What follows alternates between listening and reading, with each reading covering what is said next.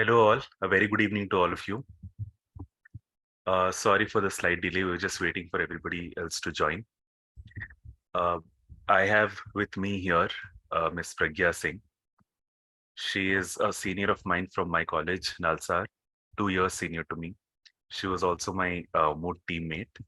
But now Pragya ma'am, as we should call her, is now a civil judge at Baghpat. She cracked the UPBC PCSJ exam in the year 2016.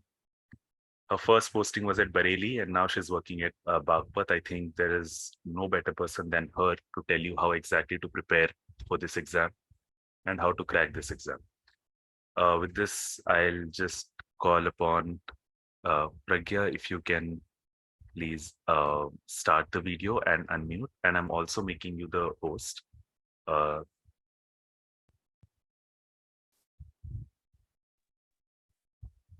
Right. Can you hear me? Yeah, I can. Hi. Just Yes. I'll make you the host. Can we start?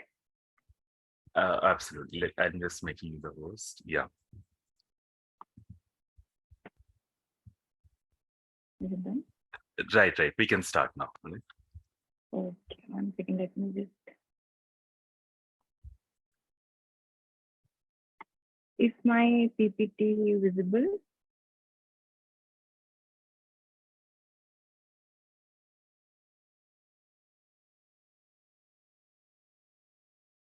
Yeah, thank you for the introduction, Asad. Can you see my PPT? Can you see the presentation? No. 1 second.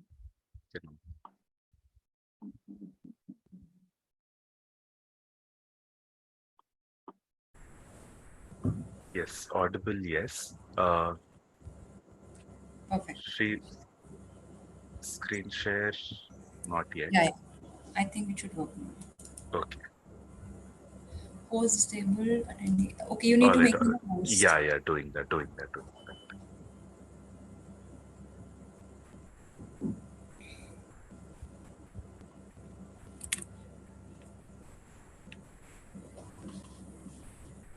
Okay, now. Entire screen. Okay. Share. Yeah, I think now it must be visible, right? Perfect. Okay. Okay. Yeah. First of all, so sorry everybody for so much delay. Yeah, it's visible right now. Asad?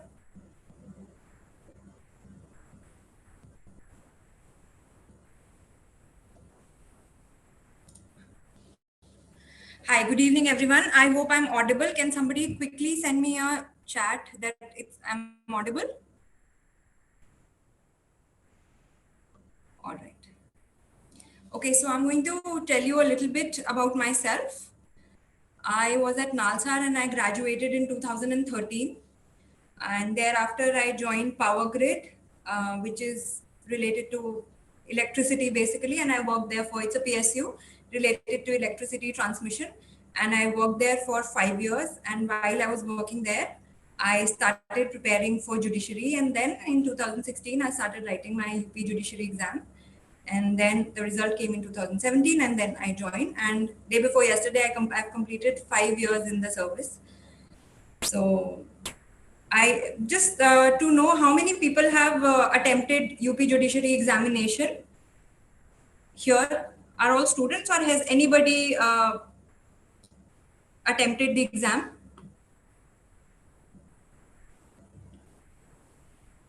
Okay, I think Asa told me a few people have. Anyway, this is going to be the overview of how I'll go about with my presentation and what all we will cover today. To start with, I want to tell that the preparation and the path to preparation for everybody is very, very different. So please do not judge yourself or compare yourself to anybody else. आप अपना देखिए कि हर किसी का path अलग होता है. Everybody has a different way from how they are starting, and they are in a different setup. Somebody might be doing a job, somebody might be studying. कई बार वक्त नहीं होगा, कई बार वक्त आपको निकालना पड़ेगा, तो सबका पाथ बहुत डिफरेंट होता है. तो इसलिए please do not compare yourself to others. Just start, जिस भी कंडीशन में आप हैं, you should just start. Okay, now coming to the basic overview, पहले मैं बताऊंगी आपको कि किस तरीके से ये एग्जामिनेशन डिवाइडेड है, right? So a lot of you must have already seen that this exam has one preliminary examination, then we have the mains examination and the interview.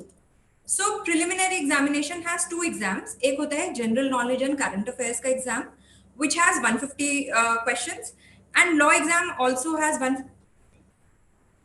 Hello? हाँ. Okay, okay, okay. ठीक है. Right, right. Okay.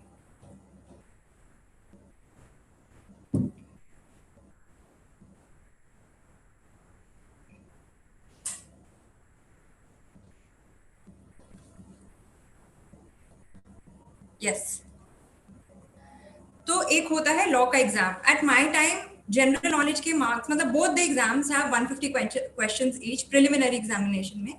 मेरे time में 150 marks को double करते थे, but now I think you will have to check this particular thing कि ये 300 मार्क्स का होगा या फिर जनरल या करंट अफेयर्स के मार्क्स को डबल करेंगे. This thing you need to check. उसके बाद you qualify for the mains exam. Mains exam has 6 exams now. Earlier वो 5 एग्जाम्स होते थे. इंग्लिश और हिंदी का एग्जाम एक ही होता था. So these exams are generally या तो 3 दिन में होंगे, जैसे 2 एग्जाम एक दिन, 2 एग्जाम एक दिन, एक ऐसे कुछ डिविजन होता है इसका. एक जनरल नॉलेज का पेपर होता है पहले 200 मार्क्स का. उसके बाद इंग्लिश और हिंदी के 2 अलग पेपर्स होंगे 100 मार्क्स ईच. इंग्लिश और हिंदी के एग्जाम का पैटर्न एकदम सेम होता है, एसे, राइटिंग, प्रेसी और ये होता है उसमें. फिर उसके बाद आपका हो गया सब्सटैंटिव लॉज. जितने भी सब्सटैंटिव लॉज हैं, everything, there are some 10 subjects जो इस एग्जाम में आएंगे. 200 मार्क्स का पेपर होता है ये. उसके बाद आपका होता है प्रोसीजरल लॉ, जिसमें सब कुछ प्रोसीजर बेस्ड आता है, जैसे कि आपका सीपीसी, सीआरपीसी, एविडेंस. बट ये जो प्रोसीजर है, मतलब pleadings, you should know everything. तो ये बहुत प्रैक्टिकल क्वेश्चंस आते हैं. अब जैसे प्रैक्टिकल क्वेश्चन पूछेंगे तो they will pick up a problem. तो आपको एलोकेट करना होगा कि पहले ये कौन से सब्जेक्ट की है, फिर इसमें क्या प्रोसीजर लगेगा. फॉर एग्जाम्पल आईपीसी की कोई प्रॉब्लम हो सकती है, कॉन्ट्रैक्ट्स की कोई प्रॉब्लम हो सकती है, एग्जीक्यूशन हो सकता है, कुछ भी हो सकता है. तो उसके लिए आपको एप्लीकेशन बेस्ड क्वेश्चंस आते हैं प्रोसीजरल लॉज में. उसके बाद आपका आता है पीनल एंड लोकल लॉज. अब पीनल लॉज, इसमें 50 मार्क्स की आपकी आईपीसी आती है और 150 मार्क्स के आपके आते हैं local laws. Local laws are only specific to UP और दीज आर वेरी इंपॉर्टेंट. और इसमें से एक पार्ट कंपलसरी भी होता है. So you have to attempt. Therefore आपको यूपी के अपने एग्जाम से पहले ये लोकल लॉज प्रिपेयर करने ही पड़ेंगे. एंड देन उसके बाद once you clear the mains, you qualify for the interview. Now mains हो गया आपका 1000 मार्क्स का and interview will be 100 marks. But total is 1100 marks which you will see जब आपका एंड में रिजल्ट आता है, तो वो मेंस और इंटरव्यू के मार्क्स को ऐड करके आता है, तो which is out of 1100 marks, right? Now this was just an overview.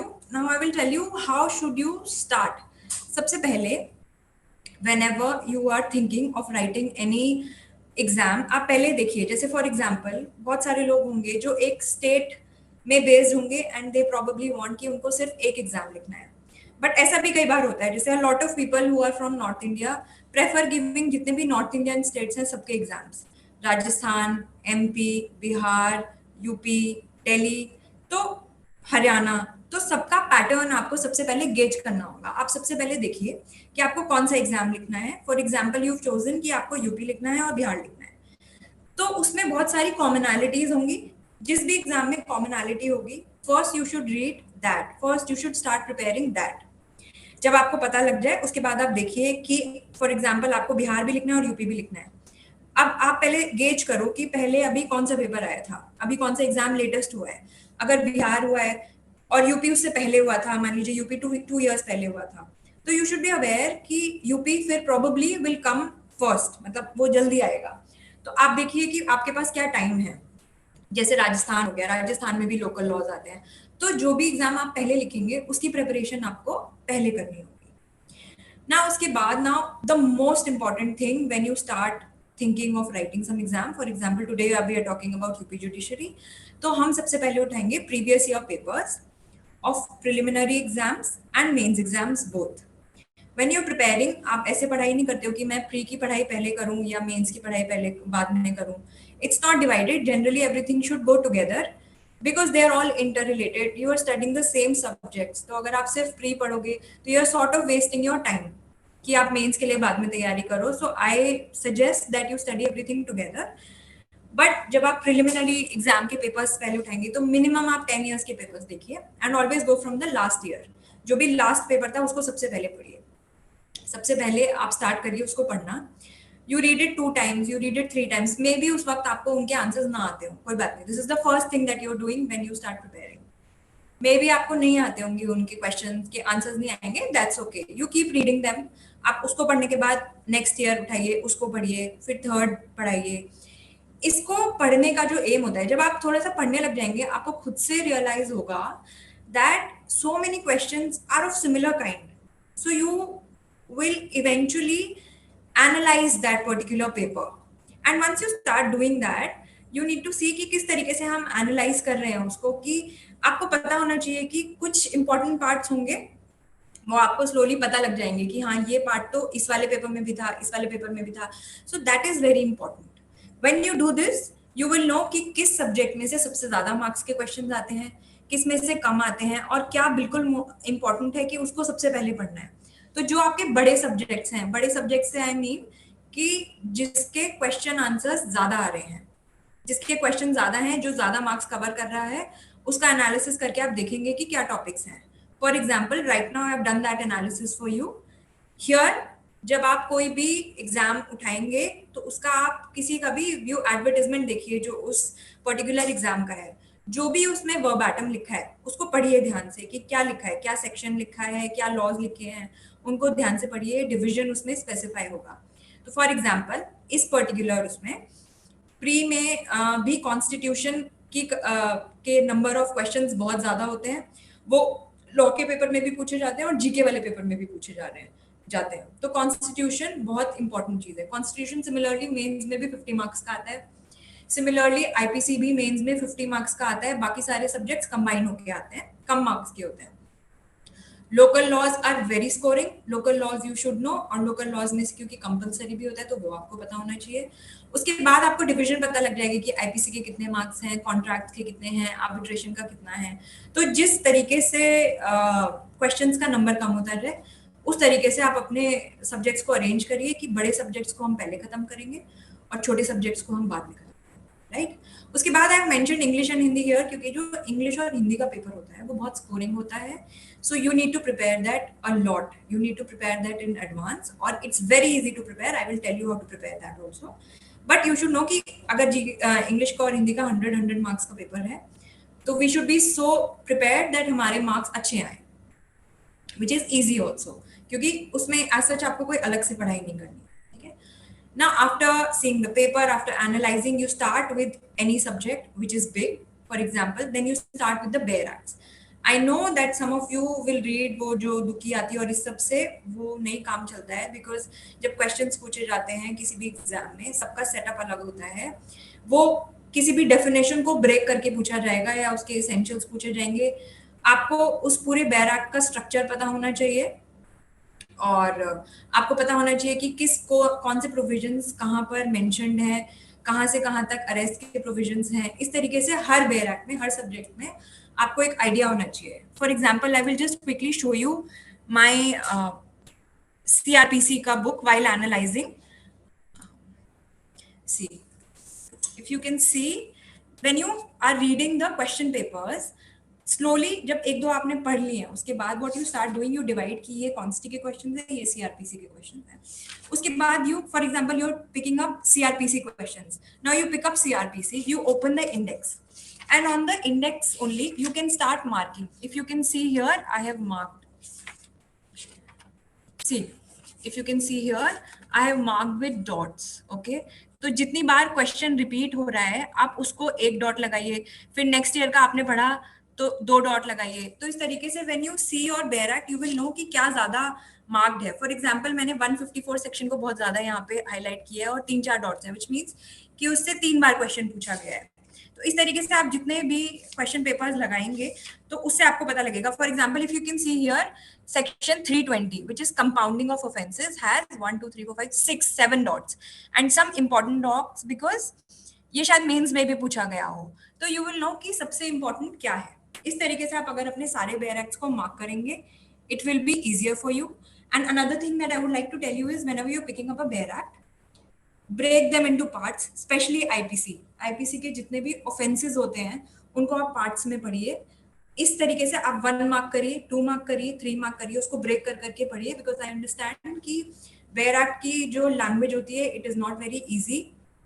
उसके proviso, illustrations, exceptions you should always remember, क्योंकि आईपीसी के तो जनरली इलस्ट्रेशंस ही पूछे जाते हैं एज क्वेश्चंस कि this is this and what offense is here, what offense has been committed here, what is the penal provision, इसके लिए क्या सजा होगी, आपको जो भी important laws है उनकी सजा याद होनी चाहिए। इस तरीके से अगर आप पढ़ेंगे तो it will be much easier for you, right? So this was something about Bear Acts. Then I will go back to my PPT again. Yes. So this is how you start, right? उसके बाद I have written something, hard work versus smart work. What this essentially means is hard work तो करना ही है, but with that you have to do smart work also, which is अगर 100 sections हैं, जरूरी नहीं है कि उस 100 में से 100 ही आपको याद करने हो। मे बी 100 आपको पढ़ने पड़े, but may be there are only 60 question जिसमें से आपका क्वेश्चन पेपर आएगा। And this smart work you will only recognise once you have attempted lots and lots of और read lots and lots of questions of previous year.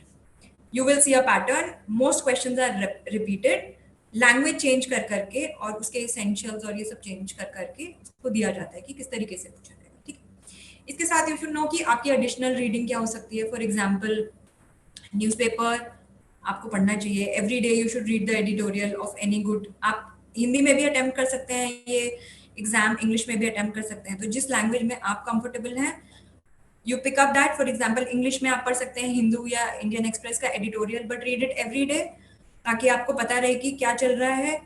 Every law will be available to you. You will know how to write it also. Maybe a few starting में बिल्कुल ना समझ में आए, but when you start reading, when you keep the dictionary with you at all times, it will get easier. Trust me. Keep reading, it will get easier. After that, I think you should prepare. One should prepare their own notes. Notes खुद से बनाना important है. They can be short notes.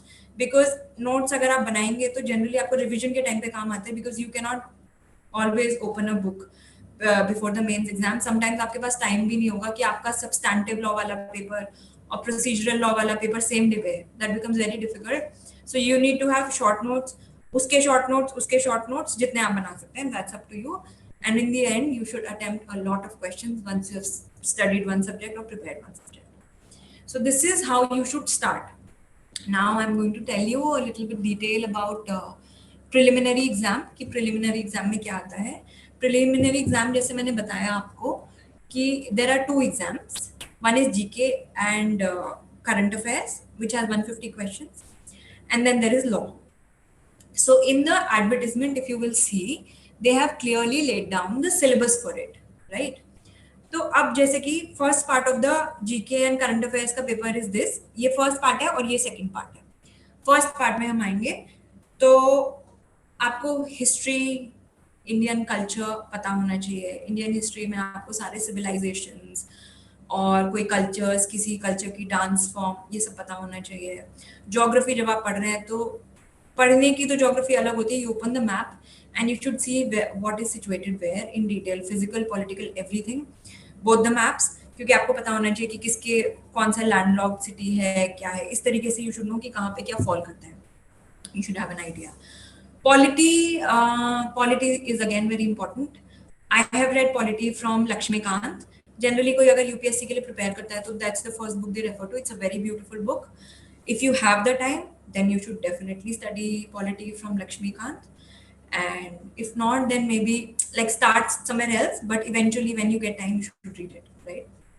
You should have knowledge of what's happening nation में क्या चल रहा है, internationally क्या चल रहा है, especially any place which has been in news, वो तो आपको बिल्कुल पता होनी चाहिए क्यों वो न्यूज में है, कहाँ पे वो सिचुएटेड है और उस जगह की क्या चीज फेमस है और etcetera, right? GK you all will study communication and space, what all are the new missions, everything you should know. India in the world, India in the world means India और आपकी किसी और country के बीच में अगर कुछ international relation है वो क्या है, if there is some exercise which is due, वो क्या है, you should know what kind of pacts India is signing with other countries, then economy, international issues, ये आपको पता होने चाहिए, whatever is famous basically in the news, या पे editorial रोज पढ़ेंगे तो आपको पता होगा. इसके अलावा you can read, वो एक news and event आती है हर महीने की, एक बुक आती है, और whatever is the latest book, में ये तो बहुत पुरानी हो गई, I'm sure there are like more books which are now available. इसके अलावा then international organizations and Indian organizations, you should know where any institute is based, who is the head, all of that you should be aware. Organizations बाहर के यहाँ के दोनों, who is the head, कहाँ पे situated है, everything. Then international affairs and institutions, I think we've covered. Now in this part only, other than this, GK भी बहुत constitution भी बहुत पूछा जाता है इसमें, so that also you should know. Then the second part is topics of social relevance. Now in the advertisement only itself, they have laid down these few acts. These are relatively new acts, और हर act में अभी कुछ ना कुछ amendment जरूर हुई है, या फिर कुछ चीजें हैं जो बहुत ही importance की हो गई हैं आजकल, तो that is important. So you should know कि किस act का क्या salient feature है इन सारे acts के बारे में. I'll share this with you. और what is penal provisions क्या हैं इनके. आप फॉर एग्जाम्पल MTPA है, मेडिकल टर्मिनेशन ऑफ प्रेगनेंसी, तो आपको पता होना चाहिए कि क्या टाइम लिमिट होती है. PCPNDT में क्या हो, penal provision क्या है, पॉक्सो में who will be considered a child in POXO, everything you should know. मतलब बेसिकली डिटेल्स पता होनी चाहिए. And if you go through the act, ये आपको बेयर एक्ट्स इजीली मिल जाएंगे online. If you go through the act you will know, right. Bail provisions, अगर इनमें से किसी से भी रिलेटेड चेंज हुए हैं या फिर टाइम पीरियड चेंज हुआ है, क्योंकि पॉक्सो में for example there is a time period कि इतने टाइम में केस डिसाइड हो जाना चाहिए, right. So that you should know. ये होते हैं latest provisions. When you open the act, शुरू में you will see, bare act में you can see. So this is paper number 1 of preliminary examination. Now coming on to I think this I've already told you कि आपको क्या पता होना चाहिए. इसके अलावा you should know books, authors, awards क्या हुआ है, recent literature क्या है, और उनके translations क्या हैं. recent literature नहीं, I'm sorry, history में जो भी translations हैं, history में जो भी literature हुआ है उसका क्या translation है. यूपी के बारे में specially you should know everything. क्या स्कीम्स चल रही हैं, कौन सा दिन क्या सेलिब्रेट किया जाता है. ग्लोबल इंडेक्स के बारे में आपको पता होना चाहिए. डिजीजेस के जेनेसिस क्या होते हैं ये आपको पता होना चाहिए. These are questions which have been asked time and again. Then अगर कॉन्स्टिट्यूशन में कोई इंपॉर्टेंट केस लॉज हैं तो उनकी आपको क्रोनोलॉजी पता होनी चाहिए, बिकॉज हम लोग कई बार उस ऑर्डर में पढ़ते हैं कि 1951 में ये आया, 52 में ये आया. इस तरीके से यू शुड नो कि हम कौन सा लॉ पहले आया था. अगर अभी रिसेंट कोई जजमेंट्स हुए हैं तो उनके जजेस के बारे में, क्या बेंच थी, ये सब आपको पता होना चाहिए. You should know about this. और क्या लेटेस्ट लॉज हैं, क्या उसमें रेशियो था, this you should know. Then I think we have covered all of this. Now the best thing is GK का जो ये पेपर होता है वही सिमिलर होता है for the mains, except that यहाँ पे you will have MCQs and वहाँ पे you will have to write notes for 5 marks, 10 marks, 2 marks, इस तरीके से. तो इसलिए you just not the areas or names that you need to know, you also need to know a little bit more about these special acts. अगर किसी के under कोई committee form होती है तो उस कमेटी का क्या रोल है, वो कमेटी किस तरीके से वर्क करेगी, क्या स्ट्रक्चर है. अगर कोई कमीशन सेटअप हुआ है तो वो कमीशन किस लिए सेटअप हुआ था, उसने क्या होल्ड किया था, all of that, right. Specially anything in the light of latest case laws and landmark case laws. Now this was pre, so this was a little bit analysis की preliminary examination में क्या आता है. Now coming on to law topics. Law का again, this is the syllabus for your law वाला exam. There is jurisprudence, international current affairs, TPA, IPC, CRPC, international organizations में से यहाँ भी पूछा जाता है, और constitution में से भी यहाँ पूछा जाता है. Basically, constitution will not be restricted to where it is written. It can be asked anywhere and it will be a lot of questions.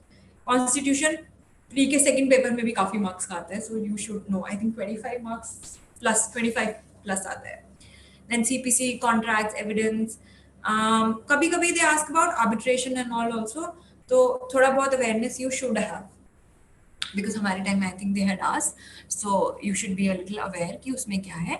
Then again, these questions are mostly, बहुत सारे में provisions आपसे पूछे जाएंगे, बहुत सारे में they will ask you to match the following कि ये इसका number है, ये doctrine है, ये कौन से सेक्शन में आती है, या फिर jurisprudence में this was said, who was the jurist in this, so you should know कि उनकी क्या theory थी, all those things. Sometimes there will be reasons and assertions, वो बहुत कम होते हैं, but then again और किस तरीके के क्वेश्चन, हाँ मतलब basically these kind of questions. Then contracts में IPC में illustrations बहुत पूछे जाते हैं, और evidence also, pleadings basically you need to know, because when you work as a judge, the most important thing you need to know is CPC and CRPC. Evidence and evidence. IPC you can still refer to, और कोई जो provisions है मतलब offences है वो, that you can still refer to. But the most important thing is how to go about a case. So that's why CRPC, CPC and evidence are very important, because they form a part of pleadings, और pleadings में से बहुत questions आते हैं.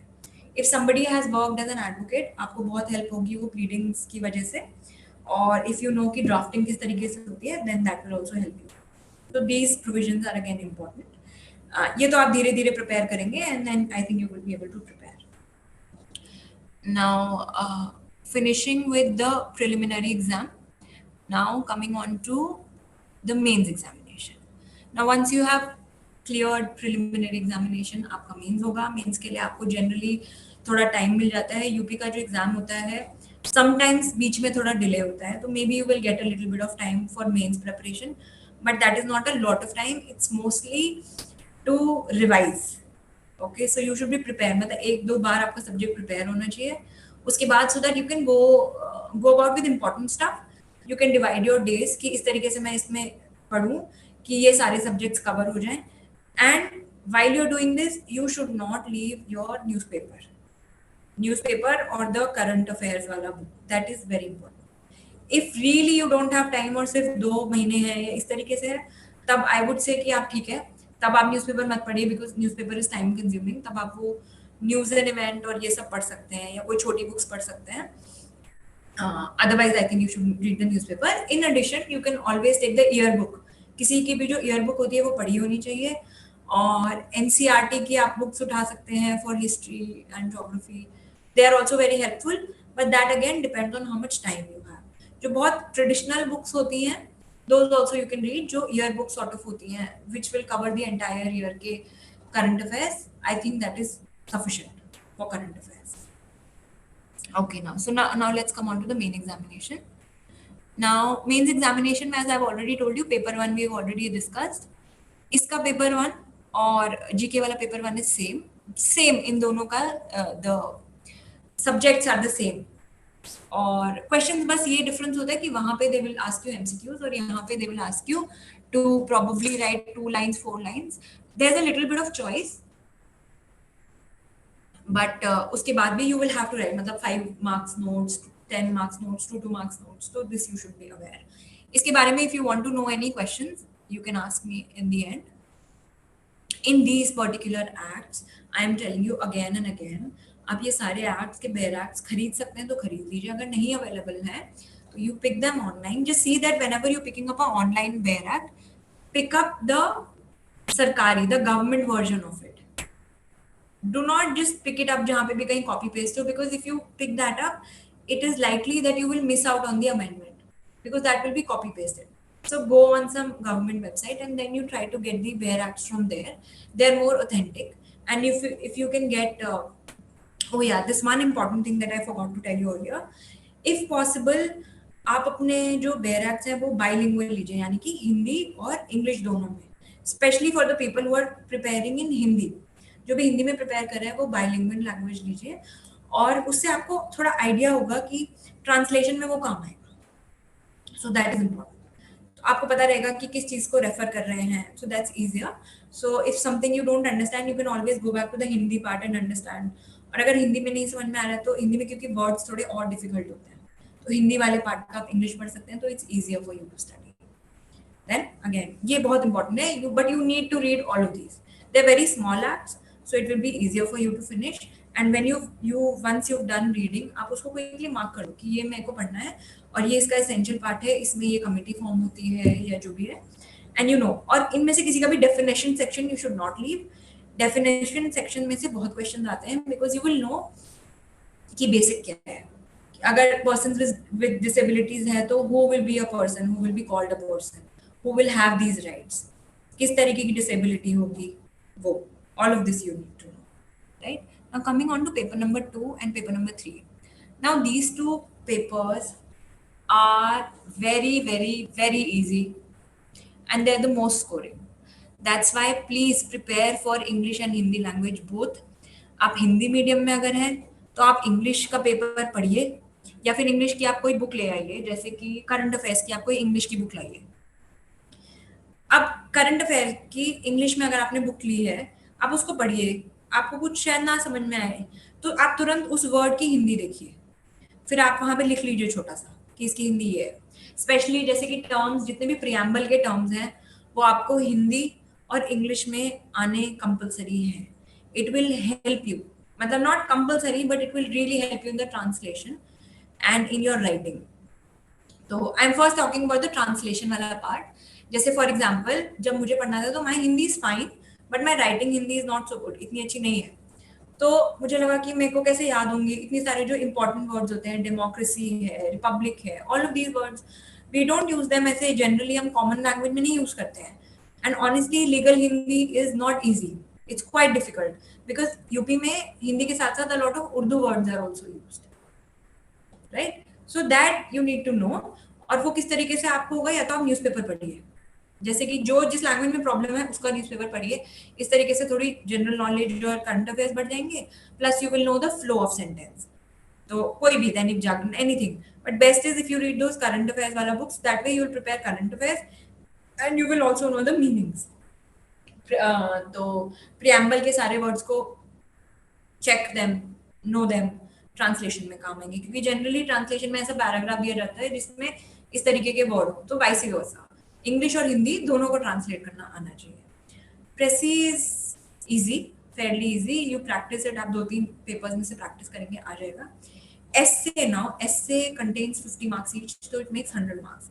हिंदी में भी और English में भी, दोनों में ये सेम पैटर्न होता है, 50, 30, 20. एस्से आई वुड सजेस्ट कि पुराने पेपर्स आप देखिए, और एस्से में कुछ टॉपिक्स ना बहुत कॉमन होते हैं, उनसे रिलेटेड घुमा फिरा के पूछा जाता है.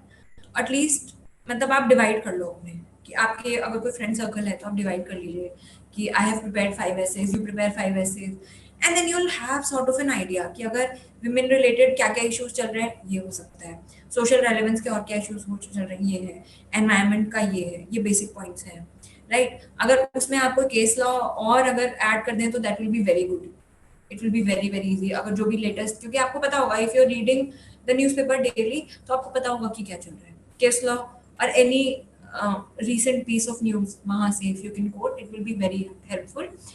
And I would really suggest that essay do not leave it on the last day. धीरे धीरे slowly prepare essays, मिक्स करके करिए या अकेले करिए. इफ यू हैव फ्रेंड्स तो आप उनके पॉइंटर्स बना सकते हैं कि ये हैं. And when you read previous year papers आपको पता होगा कि एसए के टॉपिक्स क्या आते हैं, मतलब मोस्टली मोर और लेस, बिकॉज एसए में आपके पास ऑप्शन होता है, it's not that you are just given one, so you can pick, so you will really find something which is close to something that you have prepared, right?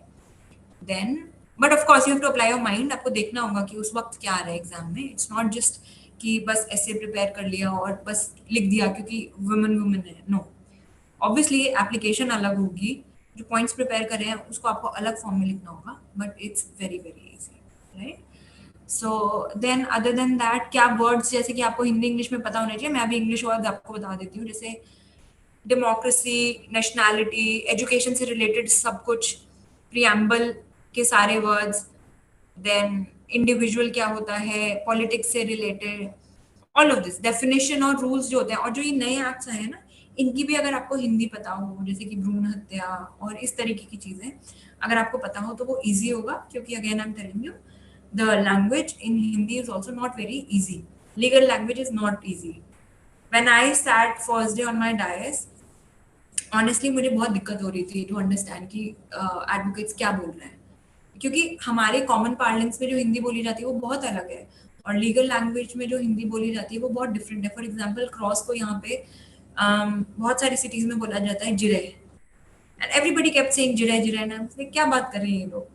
So I'm saying that it's not easy, but slowly with time you understand.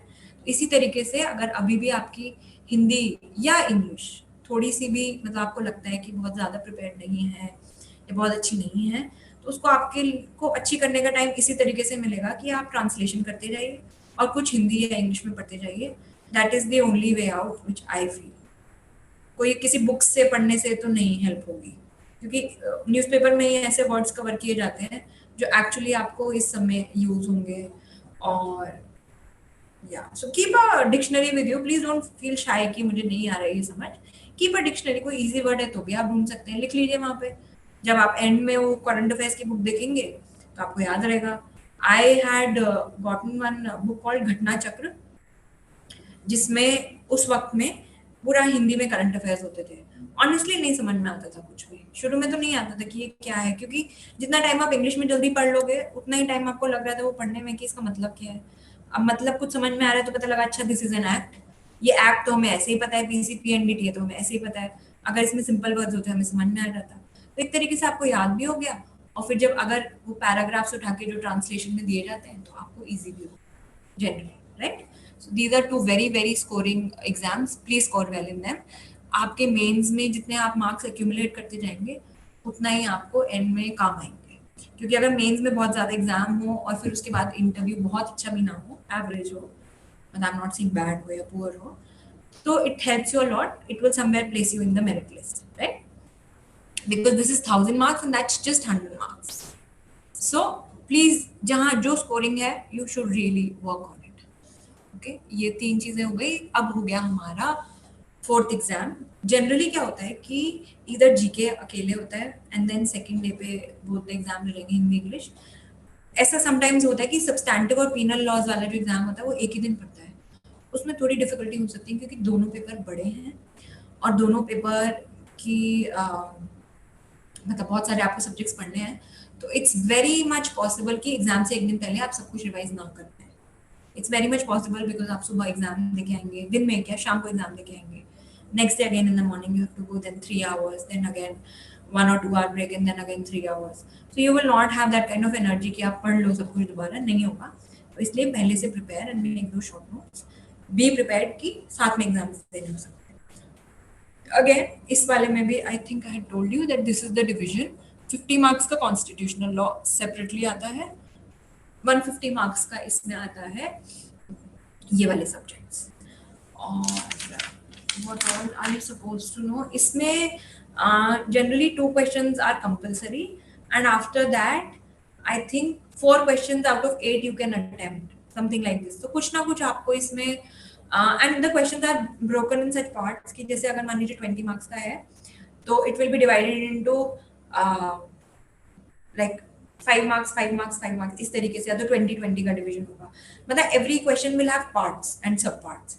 Those parts might be interrelated or they might be completely different. या तो ऐसे होगा 3 marks का उसी में पूछे जा रहे हैं. फॉर एग्जाम्पल किसी भी एक टॉपिक का फिर सब टॉपिक ले लिया कि what is this and if it is this then how does it apply to this situation and what is the definition of this. तो ये 3 चीज एक टॉपिक से रिलेटेड हो सकती है. Then there could be topics such as 2 different अलग अलग ही ले लिए बट एक साथ उनको दे दिया. जैसे कोई भी एक डॉक्ट्रिन पूछ ली और एक मान लीजिए पूछ ली रेस जुडिकाटा का. So इस तरीके से ये भी हो सकता है. So you will have to pick, so you will get a little bit of choice. So it's good always see कि किसमें आपको थोड़ा ज्यादा आता है. अगर मान लीजिए 2 टॉपिक्स ज्यादा आते हैं, एक कम आता है और दूसरे वाले में 2 कम आते हैं, you obviously will pick up that one जिसमें ज्यादा आता है. तो जल्दी इतना पढ़ लीजिए कि टाइम हो to see what you know the best. Also I do not know about a lot of states because I haven't given कहीं और except for Delhi, other I haven't given. तो in UP you have an answer sheet which is given और answer sheet में एक fixed area होता है लिखने के लिए. So it's not that जो भी आपको उस टॉपिक में पता है वो आपने सब लिख दिया. वो छोटा सा एरिया होगा इतना या 2 पेज का. You have to, अगर हैंड राइटिंग बड़ी है तो भी उसी में फिट करना है, छोटी है तो भी उसी में फिट करना है. So you need to see कि आपको क्या essentials लिखने हैं. I would suggest only write the important points and then make a structure of your question. अगर fact based question है तो थोड़े से facts discuss किए 3 लाइन में. Applicability क्या है लॉ की वो 3 लाइन में. फिर प्रॉब्लम एट हैंड क्या है कि इस क्वेश्चन में क्या प्रॉब्लम है और क्या हम अप्लाई करेंगे वो 3 लाइन में. लॉ बिल्कुल लॉ को स्पेसिफाई करिए. ये मेंस की बात बता रही हूँ मैं. कि इसमें ये एप्लीकेबल लगता है और ये लॉ ये कहता है। उसके बाद अगर उसे कोई सपोर्टिंग केस लॉ है तो वो, उसके बाद एंड में conclusion.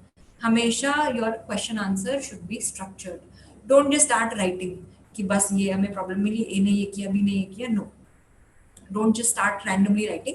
Make a structure: introduction, law, case law, application, why it is applied, all of that, and then a little conclusion. And अगर किसी और तरीके का क्वेश्चन है, जैसे डायरेक्ट ही क्वेश्चन है, then in that also then तो you should I think go barrack wise कि बैरक में ऐसे ऐसे ये एसेंशियल दिया, ये दिया है, इसकी कुछ सिचुएशंस ये होती हैं, कुछ सिचुएशंस ये होती हैं, इसमें देयर इज वन एक्सेप्शन, वो एक्सेप्शन ये है, और इस तरीके से यू डिफाइन कि ये एक्सेप्शन है। हाउएवर कि इस प्रोविजन में ये लगता है तो उसमें प्रोवाइजो एक्सेप्शन सब लिखा रहेगा। वो आई think you should follow the structure of the bare act if you know. और केस लॉ अगर जिसमें भी पता है, please right, even if you write just the name or if you remember the citation, just the citation, that. But please don't make fake cases. Don't write fake cases. Everybody knows. Okay. So this is substantive law and constitutional law. ये वाला question, paper number 4. Coming on to paper number 5. Now this paper number 5 is also very important. Again वो same है marks का division. इसमें आपको subjects दिखेंगे CPC, CrPC, evidence, but actually जो questions होते हैं वो होते हैं इसमें प्रैक्टिकल क्वेश्चंस। तो इसमें एक पार्ट ये भी होता है ऑफ, जिसने भी कभी प्लीड किया है कोर्ट में, यू विल नो कि ड्राफ्टिंग किस तरीके से होती है। अगर नहीं किया है तो एक एग्जाम्पल लेके क्रिमिनल ड्राफ्टिंग की और सिविल ड्राफ्टिंग का एक कोई भी file if you are preparing, नहीं तो anybody can provide you that, see कि किस तरीके से एक फाइल चलती है। थोड़ा सा मैं I will give you an example also. और फिर उसके बाद यू शुड नो कि किस तरीके से फाइल चलती है, बिकॉज इसमें 2 क्वेश्चंस ऐसे आते हैं and I think they are compulsory questions, that is of drafting. तो या तो उसमें से आपको ड्राफ्ट करवाएंगे वो, they will give you an option, या तो वो कहेंगे कि जजमेंट लिख दो। जजमेंट में आपको स्ट्रक्चर पता होना चाहिए जजमेंट लिखने का, वो मैं भी आपको बताती भी हूँ। और या फिर आपसे वो ड्राफ्ट कराएंगे प्लीडिंग, यानी कि क्लेंट, WS, इश्यूज, और अगर जजमेंट हो सकता है कि क्रिमिनल का जजमेंट हो, ये भी हो सकता है। या आपको पूछेंगे कि इसमें हम चार्जेस क्या फ्रेम करेंगे, आपसे फ्रेम करवाएंगे वो चार्जेस किस तरीके से फ्रेम होते हैं। एंड अगर इश्यूज फ्रेम होंगे तो इश्यूज क्या हैं, वो आपको एक प्रॉब्लम देंगे, वो इश्यूज आपको फ्रेम करने होंगे। तो this is basically like practical questions. This part is compulsory. और उसके बाद the second part will be all application based. They will give you questions from all the subjects and then you will have to apply CPC, CRPC evidence to it. Now, coming on to the first question again, which is the compulsory. जब आप drafting करोगे आप पहले decide करोगे क्या easy है, but कई बार ऐसा होगा कि आप यू कैन सी कि सिविल थोड़ा कंफर्टेबल है या क्रिमिनल थोड़ा कंफर्टेबल है। प्लेंट, WS, और इसमें ये होता है कि generally you have 3 things to draft, तो आप छोटा छोटा भी ड्राफ्ट कर दोगे तो you will still be marked on 3 things. Judgement will be just 1 single thing. तो you need to see but what you know. Facts देख के सबसे पहले आप देखो उसकी लॉ प्रॉब्लम क्या है, उसमें क्या प्रोविजंस अप्लाई होंगे, दोनों साइड के facts you should no, right. तो अगर आप प्लेन ड्राफ्ट कर रहे हो तो आप उसका प्लेंट देखो कि क्या आपकी एसेंशियल प्रॉब्लम है। प्लेंट में आपका कॉज ऑफ एक्शन दिखना चाहिए when you are drafting. Limitation ध्यान में रखते हुए थोड़ी डेट पता होनी चाहिए ड्राफ्टिंग के लिए, आप डेट डालोगे उसमें। फिर उसमें आप क्या मांग रहे हो, what is the relief that you are seeking, that is very important. Then you draft a relief कि ये हमारी प्लेंट हो गई, और किस चीज की प्लेंट है या क्या application, you need to know. ऐसा भी हो सकता है, वैसे generally they give simple only, but sometimes it could be like a plaint, it could be an execution also. तो in case, just in case if they change, then you should know कि क्या draft कर रहे हो। तो उसी तरीके से कोई हेडिंग ऊपर आएगी, in which court you are filing, that is important. तो आप कोई भी इंटर्नशिप के टाइम पे भी अगर कुछ उठा के देखेंगे documents, you will know plaint कैसा होता है, WS कैसा होगा। फिर आप प्लेंट में, फिर उसके बाद आप पैरावाइज एक प्रिलिमिनरी रिप्लाई करते हो WS में कि मेन हमारा ऑब्जेक्शन ये है, और पैरावाइज हमारा ऑब्जेक्शन, प्लेंट के पैरावाइज हमारा ऑब्जेक्शन ये है। तो जितना टाइम आपको मतलब वहाँ पे मिले उस हिसाब से, और जितनी जगह उस हिसाब से you draft the WS and why your plaint is not maintainable, ये सब लिखते हुए you should quote। कुछ चीजें होती है जो कॉमन होती हैं, जैसे कि रिजेक्शन के ग्राउंड या कॉज ऑफ एक्शन है, ये सब अगर नहीं दिख रहा तो आप ड्राफ्ट कर सकते हो, इसमें कोई प्रॉब्लम नहीं है। इश्यूज भी आपको पता होने चाहिए. इश्यूज ऑलवेज दोनों साइड के इश्यूज फ्रेम होते हैं, प्लेंटिफ के भी और डिफेंडेंट के भी. शुड नो कि दोनों के इश्यूज हम ड्राफ्ट करेंगे. और जस्ट राइट, पहले एक का प्लेंट पढ़ के आपको समझ आ जाएगा, फिर डब्ल्यूएस पढ़ के कि क्या इश्यूज अराइज हो रहे हैं. ये सिमिलरली जजमेंट में चार्जेस भी हो सकते हैं. चार्जेस में आप देखोगे कि क्या ऑफेंस क्रिएट हो रहा है, कौन से ऑफेंस के सारे जो एलिमेंट्स हैं वो मीट हो रहे हैं, उसके हिसाब से किसके अगेंस्ट चार्ज फ्रेम हो रहा है, किस तरीके से हो रहा है, जॉइंट ट्रायल है, किस तरीके का ट्रायल है. अगेन फैक्ट्स देते हुए, चार्जेस देते हुए, या फिर दोनों साइड के फैक्ट्स स्टेट करते हुए, इश्यूज लिखते हुए, इशू वाइज डिसीजन देते हुए, you can write a judgment. And judgment doesn't have to be like a clear, like a very big judgment. It is also a small judgment. They just want you to know. They just want to know from you कि आपको judgment writing आती है नहीं आती, कि क्या क्या आपको कंसिडर करना है. जब जजमेंट लिखते हैं तो हमेशा एविडेंस को जरूर देखा जाता है. क्या विटनेसेस उन्होंने, दोनों साइड ने क्या क्या एविडेंस दिए हैं, कोई डॉक्यूमेंट्री एविडेंस है या कोई ओरल एविडेंस है, इस तरीके से उसको थोड़ा सा डिस्कस किया जाता है ऑलवेज. उसके बाद यू गिव योर जजमेंट, उसके बाद यू डिस्कस कि क्या अप्लाई होगा and whatever you holding, why you holding, that is important. And then एकदम एंड में in very clear words you say कि उसमें आपने क्या होल्ड किया है. Just don't leave it hanging in the air. Penal provision है तो आप बताओ कि क्या आपने उसको पनिशमेंट दी है. लेकिन ये वाला आप जजमेंट आई एम सेइंग कि अटेम्प्ट करना, अगर मान लो कोई क्रिमिनल है और आपको पता है कि उसकी क्या एसेंशियल्स क्या है, तभी अटेम्प्ट करना. और आपको ये पता है कि उसको पीनल प्रोविजंस क्या अप्लाई होते हैं, क्या उसमें सजा मिलेगी, तो आप अटेम्प्ट करना. अगर आपको ऑफेंस ही समझ में नहीं आ रहा, don't write the judgment, then pick up the other one. Take the drafting wala, the plain WS wala, that will be easier. Now coming on to the next part. अच्छा हाँ, ये करते हुए you should also know कि किस तरीके का suit है, कि मेंटेनेबल है भी या नहीं. तो उस तरीके से भी a lot of things will be asked.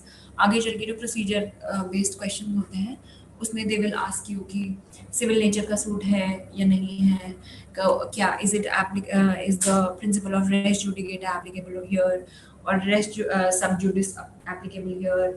क्या इनका, अगर मान लो कोई 2-3 लोग हैं, इन्होंने ये ऑफेंस किया, बी ने ऑफेंस किया, सी ने ऑफेंस किया, बी और ए ने ये ऑफेंस एक साथ किया था, इस तरीके से कि इनका ट्रायल जॉइंटली चलेगा, सेपरेटली चलेगा, किस स्टेज तक जॉइंट होगा, किस स्टेज से सेपरेट हो सकता है. This you should know. CrPC में everything is covered.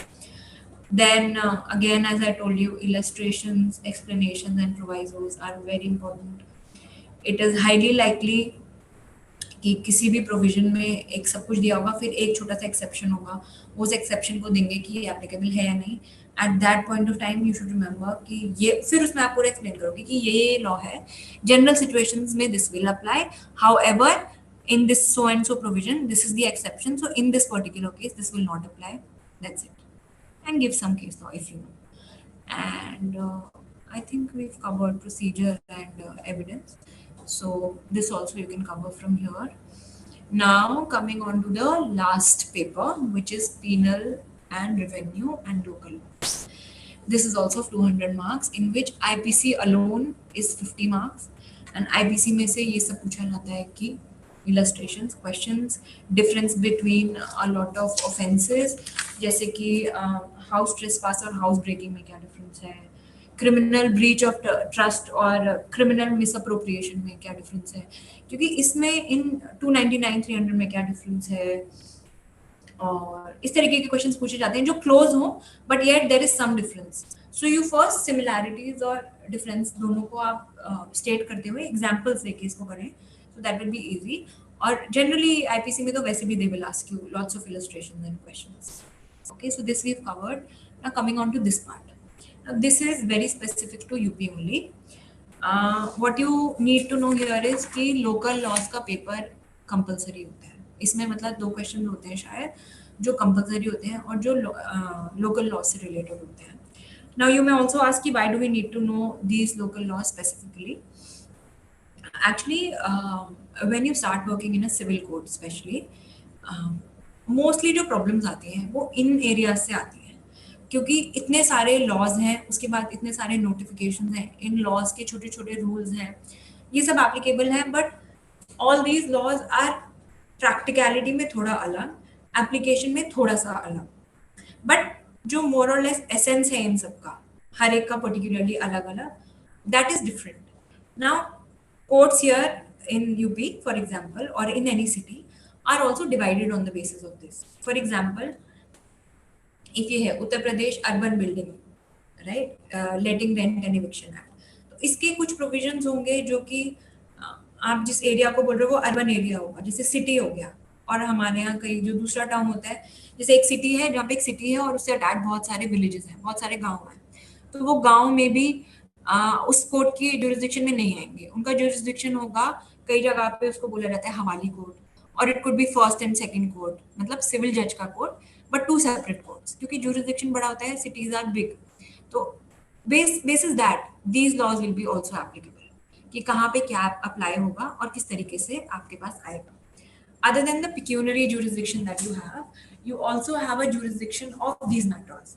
Now, whenever you are picking up any of these acts और किसी भी चीज़ से अगर कुछ related है, first of all हमें इसलिए पढ़ाया जाता है क्योंकि आपको अपना jurisdiction पता होना चाहिए. Now, जैसे revenue matters होते हैं, a lot of proceedings happen at our court, but a lot of proceedings also happen at the tehsildar office. जैसे कि अगर म्यूटेशन हुई है तो वो म्यूटेशन हमारे यहाँ नहीं होगी, वो तहसील में होगी. तो इस तरीके से हर इस रेवेन्यू और लोकल लॉज में देयर आर सर्टेन थिंग्स जो स्लोली इवेंचुअली यूपी में फॉर एग्जांपल ये लोकल लॉज फॉर्म हुए हैं, और इन सब की कोई अपनी एक अथॉरिटी होगी, कोई अपनी एक कमिटी होगी, कोई मेन सुपीरियर अथॉरिटी होगी जिसका आपको नाम पता होना चाहिए, वो सब एक्ट में दिया होता है. तो do not miss out on the definition clause, do not miss out on the applicability clause, क्योंकि उससे बहुत आता है कि क्या कहाँ अप्लाई होगा. ओके, नाउ फॉर एग्जांपल जैसे कंसोलिडेशन एंड होल्डिंग्स एक्ट है, तो गांव में जो भी जगहों को कंसोलिडेट किया जाता था वो इसके अंदर आएगा. किस तरीके से कंसोलिडेशन होता था, that is a separate topic.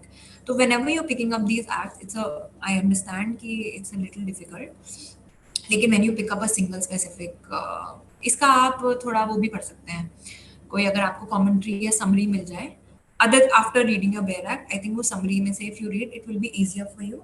And there are lots of them. Later on, maybe I'll tell Asad and he will let you know the names of any book which you can probably refer. तो जैसे कि अब revenue code है, तो code थोड़ा सा नया है, तो उसमें बहुत सारी चीज़ें चेंज हुई हैं, तो यू शुड नो. अब जैसे कि Uttar Pradesh urban building letting rent and eviction act है, तो इसके बहुत सारे रूल्स हैं कि रेंट, मान लीजिए रेंट आपको जमा करना है and the person who is the landlord is refusing to take rent, then you can, there is a procedure that you can submit that rent at your own risk in the court, and it will be deemed that you have been paying that rent. If somebody has to be evicted, there is a particular notice which is supposed to be given, and without that notice you cannot evict somebody. This, then again, Municipalities Act hai, Panchayat Raj Act hai, Consolidation and Holding Act, all these, there are certain things, especially definition section, and certain things which I will probably give you some names which you need to know, क्योंकि इसके बारे में again अगर लिखने के लिए आएगा तो वो लॉन्ग डिटेल्ड क्वेश्चन आंसर्स ही होते हैं, they are not just short answer. Local laws इसी में आता है. Now again as I told you, UP में बहुत सारे लोकल लैंग्वेज यूज होती है, जो आप जब अपनी फाइल्स पढ़ेंगे then probably you will understand. तो इस तरीके के कुछ वर्ड्स होते हैं, जैसे कि मैं थोड़ा बहुत बताती हूँ. जैसे कंसोलिडेशन हो गया, उसकी एक स्कीम होती है. वो स्कीम क्या होगी, वो स्कीम आपको उस एक्ट में मिलेगी कि उसका क्या प्रोविजन फॉलो होना चाहिए कंसोलिडेशन होने से पहले और होने के बाद. That you should know. If somebody asks you, you should be able to write. Consolidation हर जगह अलग अलग टाइम पे हुआ है, कई सारी सिटीज़ में हुआ है, तो you should know that. Schemes you should know. ये एक बहुत इंपॉर्टेंट टर्म है. If you will read any old previous year papers, you will know. Tenure holders होते हैं लैंड के, उनको बोलते हैं भूमिदार. कुछ भूमिदार होते हैं जिनके पास अपने लैंड को ट्रांसफर करने के राइट्स होते हैं, कुछ भूमिदार होते हैं जिनको अपने लैंड ट्रांसफर करने के राइट नहीं होते, और बहुत सारे भूमिदार की फॉर्म्स होती हैं. इसकी डेफिनेशन और इनके क्या राइट्स हैं, और जो दूसरे वाले लोग हैं उनके क्या राइट्स हैं, किसके against they can apply their rights, ये आपको पढ़ सकते हैं. तो इसके क्वेश्चन आएंगे. अब एक दो सबसे इम्पॉर्टेंट डॉक्यूमेंट्स होते हैं, वो जनरली सिविल कोर्ट में जब आपके सामने आते हैं with respect to property, any property, generally गाँव की जो प्रॉपर्टी होती है उससे रिलेटेड. यहाँ तो आपकी सेल डीड वगैरह होती है, गांव में सेल डीड वगैरह भी होती है, लेकिन उसमें जो डिवीजन होता है मतलब वो अलग तरीके से किया जाता है. तो जब एक उनके दो डॉक्यूमेंट्स उसको बोलते हैं, एक खतौनी और एक खसरा, जिससे आपको पता लगता है कि who is holding how much land in what, मतलब इस पर्टिकुलर फील्ड में, जैसे गाटा में इतना, एंड देन उसके अंदर भी इतना land they are holding, he is holding this, he is holding that, और फिर साइड में लिखा होगा कि for example A is holding some land and he has expired. तो उस ए की जगह जो ए के लीगल एयर्स हैं वो अपना नाम तहसील में जाके डलवाएंगे कि now this person no longer is alive, put our names in his property, and उसके लिए आपको अपने डॉक्यूमेंट्स लगते हैं जो भी लगता है।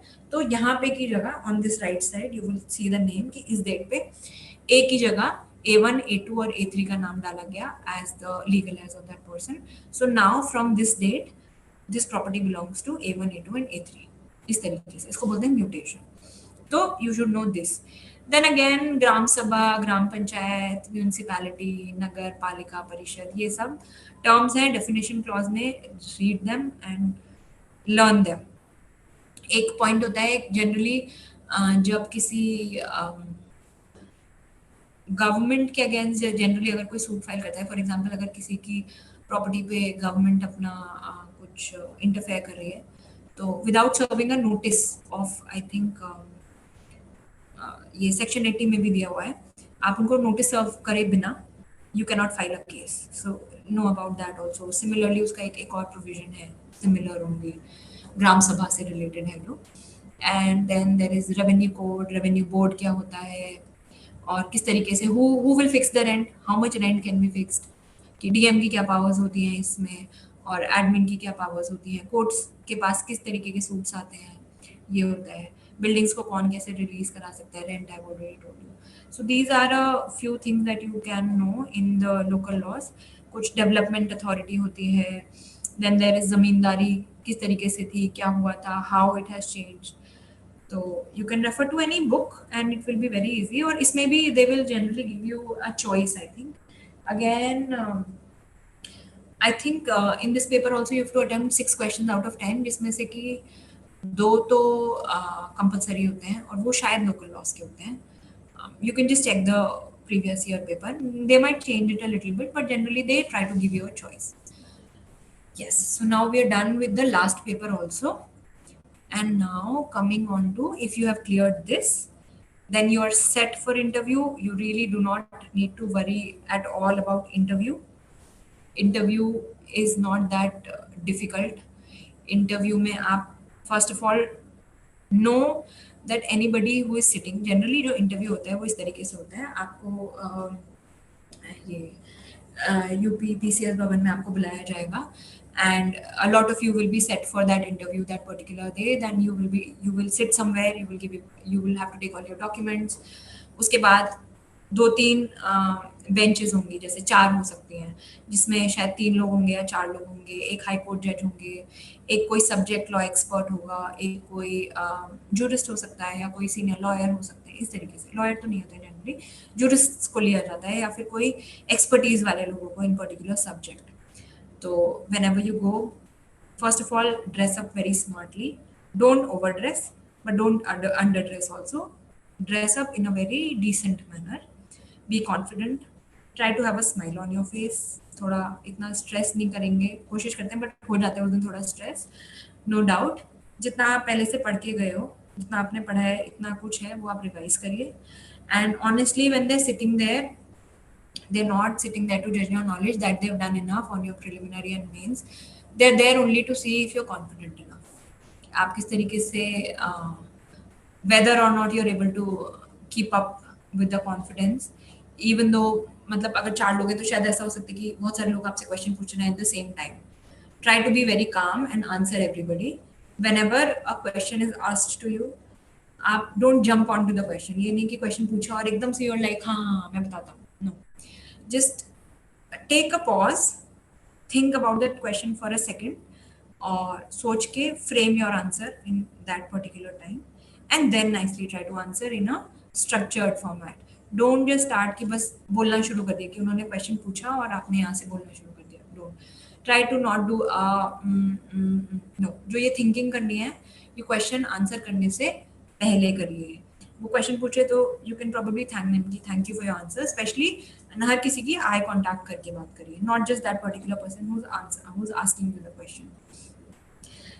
If you revise all your laws, I think you should be good enough.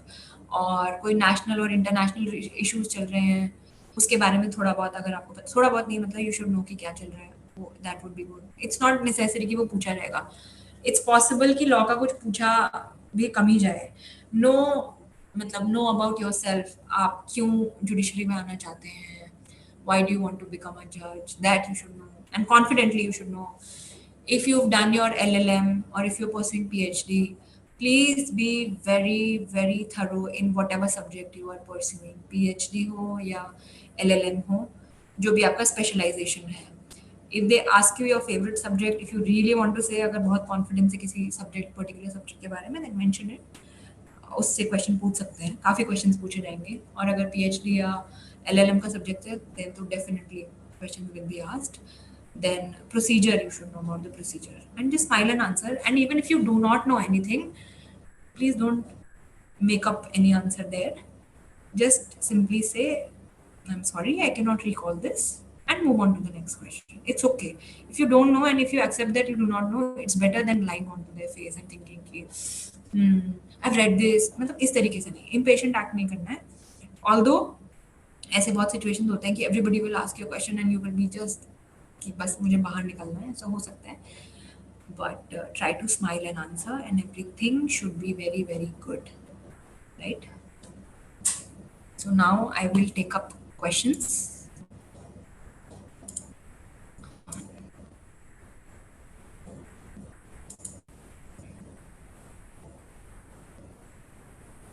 Does anybody have any questions?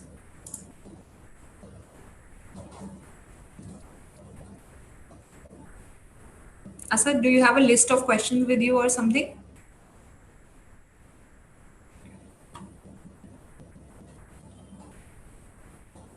Hello?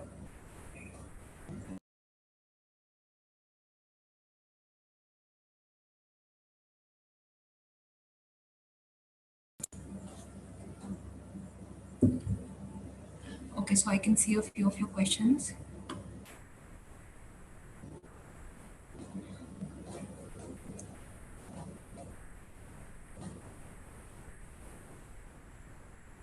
Yeah, so somebody has asked me a distinction about UP judiciary and Delhi judiciary. Of course, the pattern is very different. Delhi ka pattern is a little similar to Haryana ka pattern, and UP ka pattern is very different. क्योंकि UP का pattern थोड़ा सा set है और practical questions थोड़े कम होते हैं. जैसे दिल्ली में जनरली सब जगह के क्वेश्चंस होंगे, राइट? लेकिन यूपी में बहुत स्पेसिफिक क्वेश्चंस होंगे, प्रैक्टिकल क्वेश्चंस भी कम होंगे. तो there is a difference. That's why I am saying कि previous year papers if you study you will get to know the difference and then you will know what to really focus on. I hope I was able to help. ऐसे में legal language नहीं, ऐसा जरूरी नहीं है. ऐसे तो legal language का नहीं होता है. ऐसे किसी सोशल रेलेवेंट टॉपिक का भी हो सकता है. तो आप जो अच्छी हिंदी भाषा है, अगर हिंदी में लिख रहे हैं तो अच्छी हिंदी भाषा जो आपको आती है उसमें लिखिए, सरल हिंदी. और अगर इंग्लिश में अटेम्प्ट करें तो anything. essays are not legal based or not legal related. Okay, local laws ka book I will definitely let you know. I will actually let Asad know and he will probably send it forward to you. Okay, so somebody has also asked me कि IPC क्या cover होती है. IPC mainly पूछी जाती है directly paper number 6 में. लेकिन again क्योंकि वो एज आई टोल्ड यू जो प्रोसीजरल लॉज वाला पार्ट होता है उसमें IPC आपसे पूछी जा सकती है. लेकिन IPC उसमें डायरेक्टली नहीं पूछी जाएगी. उसमें IPC का एक क्वेश्चन होगा पर एक क्रिमिनल, बेसिकली क्रिमिनल, सिविल में तो बहुत सारे हमारे पास लॉज होते हैं, कॉन्ट्रैक्ट्स हो गया और बहुत सारे, मतलब we have a lot of variety of subjects. लेकिन जनरली जो आईपीसी जो सीआरपीसी के क्वेश्चन और एविडेंस के क्वेश्चन पूछे जाते हैं वो आईपीसी बेस्ड ज्यादातर पूछे जाते हैं क्योंकि वही है जहाँ पे ऑफेंसेस दिए हैं जिनके एप्लीकेबिलिटी आपको सीआरपीसी में करनी है. तो it's not fixed. For example I also told you constitution भी सिर्फ ऐसा नहीं है कि जहाँ दिया है वहीं आएगा. कॉन्स्टिट्यूशन आपका जीके में भी पूछा जा सकता है, लॉज वाले में तो डेफिनेटली पूछा ही जाएगा, बट जीके में भी खूब पूछा जाता है. तो इसी तरीके से आईपीसी भी इंटरमिक्स होके आता है. जो प्रोसीजरल लॉज का पेपर होता है वो एप्लीकेशन बेस्ड होता है. उन एप्लीकेशंस में इलस्ट्रेशंस को यूज करते हुए, ऑफेंसेस के एसेंशियल्स को यूज करते हुए आपसे क्वेश्चन पूछे जा सकते हैं.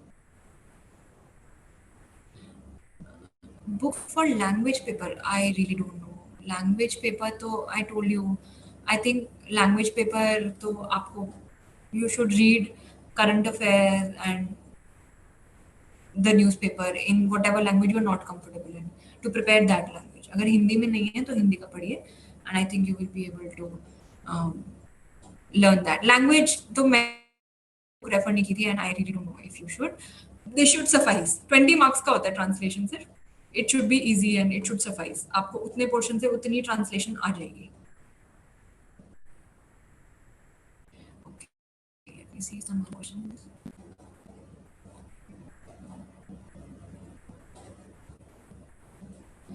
Okay, somebody has said that every state has its own exam for judiciary. Ma'am, how do we know? How do we manage all that? Okay.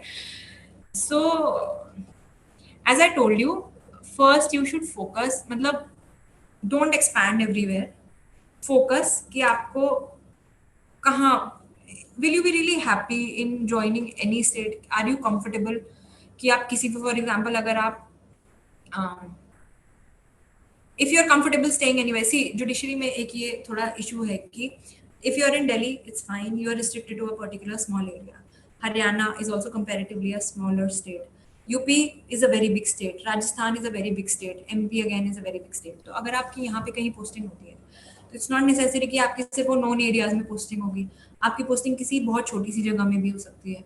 You should be comfortable living there. और जिस भी state में आप attempt करेंगे उसकी local language आपको आनी चाहिए. तो इसीलिए पहले इनफैक्ट यूपी में उर्दू का एक एग्जाम होता था विच वो बहुत पहले डिसकंटिन्यू हो गया था. तो लोकल लैंग्वेज जब तक आएगी नहीं, you will not be able to serve also. And it's important that you know. So first see what exactly, where are you comfortable and which exams you want to write. What is your preference of exam? कि अगर I really wish कि judiciary का एक all India exam होता, it would have been much easier for a lot of people. But you see कि आपकी क्या priority है.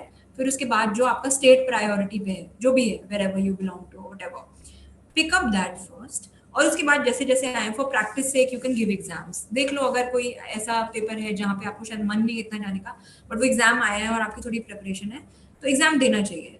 बट अगेन अटेम्प्ट्स भी थोड़े लिमिटेड होते हैं. तो अगर कोई ऐसी जगह है कि आपका प्रिपरेशन नहीं है and you are not very interested, then don't write. Okay okay, somebody asked, is coaching important? Okay, as I told you in the beginning itself, सबकी जर्नी बहुत डिफरेंट होती है. I will share my journey with you. So I joined Power Grid, and first I was on training in 2013. I joined, and 2014 I had gone to Bombay. तो मेरी बॉम्बे में posting थी and my house were very far from my place of posting.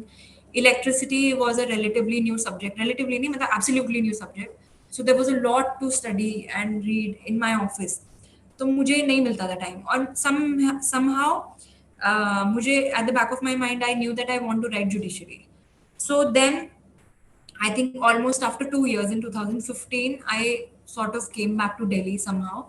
क्योंकि बॉम्बे में there were no coachings. अभी तो आपके पास इतने अच्छे ऑप्शन है कि online you have coachings, you have everything available. But 2000, when at that time also online coachings were not available. In fact, weekend coachings भी available नहीं थे, and I wanted to be self-dependent. So I did not want to quit my job and start preparing. So I looked up an online coaching. I will not name the coaching here, but that I picked up only to know कि क्या पढ़ना चाहिए. तो मैं एक पूरा दिन waste करके I used to go. That is the only day I used to get off.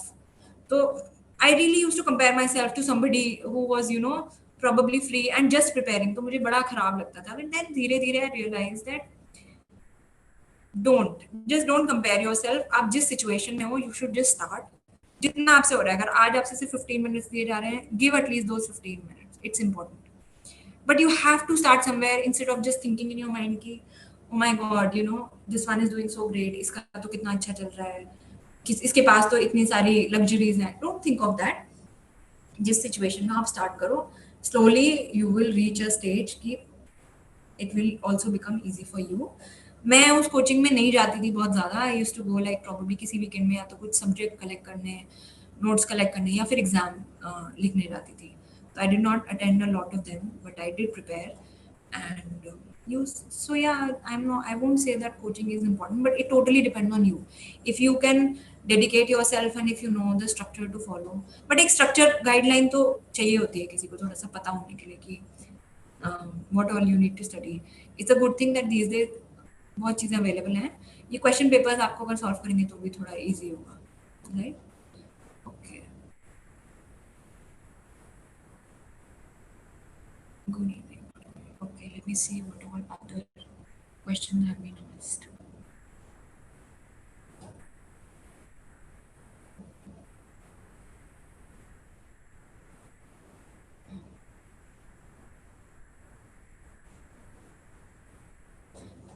Local laws के लिए again I am telling you, जो भी आप पढ़ रहे हो ना, सबसे पहले आप उसका बेयर एक्ट ऑनलाइन ओपन करिए. अगर कोई तब तक बुक भी अवेलेबल नहीं है, you read that and read the definition part and it will be a lot, it will B of help. GK के लिए you can probably get any good पूरा ईयर बुक विल हेल्प, जो एक combined होता है 1 year वाला. Anything which is now latest, I think some UPSC, I think Asad will be able to tell you that better. Some, or anybody who's in the UPSC sector. I got what book did I get? I got 2-3 actually. I got one Aryan. I did not like it much. Then I got that something, the yellow one. That one also was okay. News and Event I got. ये सब मैंने लिया था. Okay.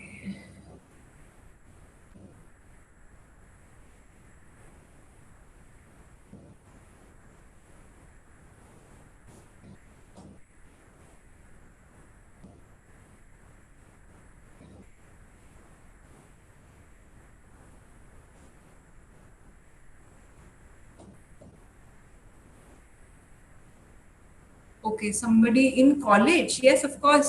I don't know what year you are in. You are saying, can you suggest some tips for preparation to someone in college? Yeah, most important thing we start reading your bare acts. Bare act अच्छे से पढ़िए पूरे college में, और जो भी subject पढ़ाया जा रहा है, जो लॉ में आता है, अब आपको ये स्ट्रक्चर तो पता ही है कि क्या क्या आता है. प्रोसीजरल लॉस पता होने चाहिए, कॉन्स्टिट्यूशन पता होना चाहिए. What ever books you have eight hand, start reading them nicely. Start reading the bare acts consciously. मतलब कोई बेयर एक्ट अगर प्रोविजन खोला है तो उसको अच्छे से डिवाइड करके पढ़ो, उसको याद करो, उसको अप्लाई करने की कोशिश करो, and start reading the newspaper. That will help you. College में हो और इधर आफ्टर दैट, कॉलेज में तो फिर भी थोड़ा टाइम होता है, तो it will be easier. I really wish I started preparing for judiciary in college. Sadly I did, but I could have, and my college was also very amazing. We had all the books in the world. But yeah, I think you can.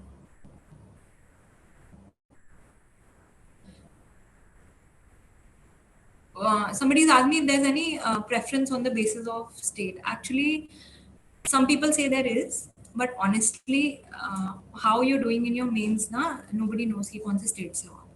तो वो 100 marks में may be थोड़ा बहुत किसी को लगेगा कि उनको इंटेंशन दिखना चाहिए कि आपको यहाँ ज्वाइन करना है and you want to stay here.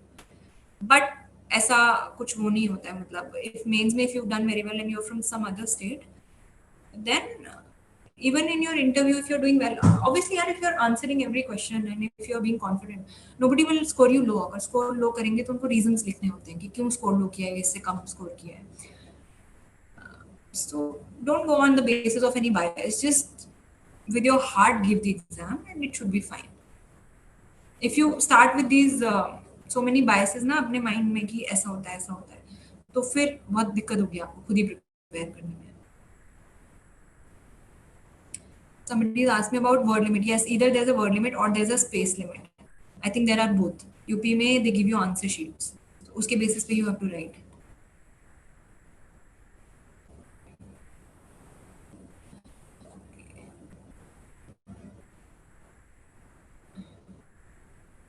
I have not really given any other state exams. UP is the only one. I did write Delhi, but at that time with not so much preparation and all. Honestly, with no preparation, and one exam came when I was in my training. So yeah, that.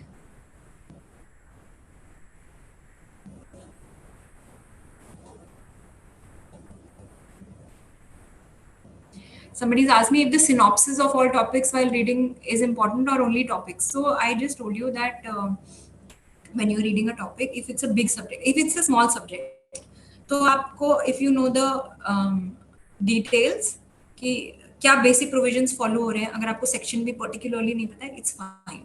कोई PN ये जो छोटे acts मैंने आपको एक GK वाले में mention किए थे, पीएसपी एनडीटी ये सब।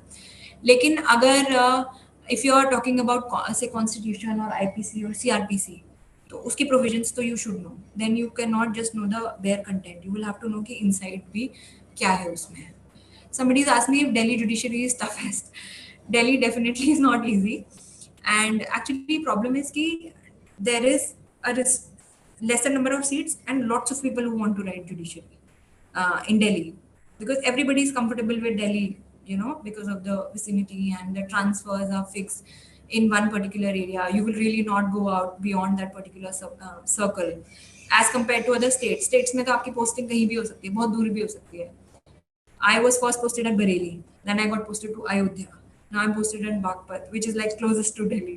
So everybody tries to be close to Delhi, you know, especially if somebody has been brought up in Delhi. तो होगा. So there are more number of people writing Delhi, and Delhi का pattern definitely अलग है. Delhi का pattern actually mugging up based नहीं है. It's more application based. Questions भी mostly application based ही आते हैं. Big questions, and understanding should be very clear, very thorough. जैसे यूपी में तो फिर भी इफ यू लर्न प्रोविजन, मतलब लर्न नहीं, समझना तो तब भी पड़ेगा, but still they will ask you direct provision.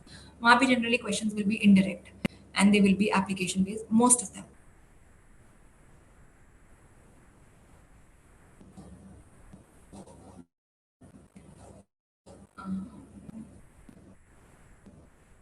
Okay, let's see if there are any other questions.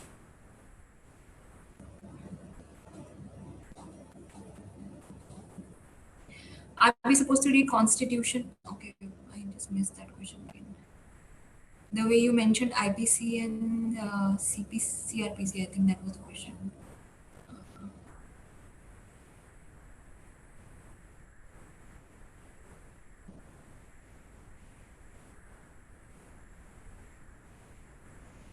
Yeah, so Constitution also, yes, you can divide, but Constitution Constitution थोड़ा understanding से आएगा, लेकिन आईपीसी और सीपीसी को divide करके पढ़ना इसलिए क्योंकि उसमें इसेंशियल्स होते हैं. कॉन्स्टिट्यूशन में इस तरीके से इसेंशियल्स नहीं होते हैं बहुत ज्यादा. कॉन्स्टिट्यूशन में प्रिंसिपल्स होते हैं, केस लॉज होते हैं, एक स्ट्रक्चर होता है, वो पता होने चाहिए. हाँ, दिस वन थिंग कॉन्स्टिट्यूशन में दैट आई मिस्ड. कॉन्स्टिट्यूशन ही generally, since you are giving an exam of judiciary, wherever judiciary is mentioned, और कॉन्स्टिट्यूशन में कहाँ है डिस्ट्रिक्ट जुडिशरी, कहाँ है हाई कोर्ट्स, कहाँ है सुप्रीम कोर्ट्स, कहाँ है, क्या फंक्शंस हैं, क्या उनका जुरिस्डिक्शन है. This you should be very thorough with, whether it is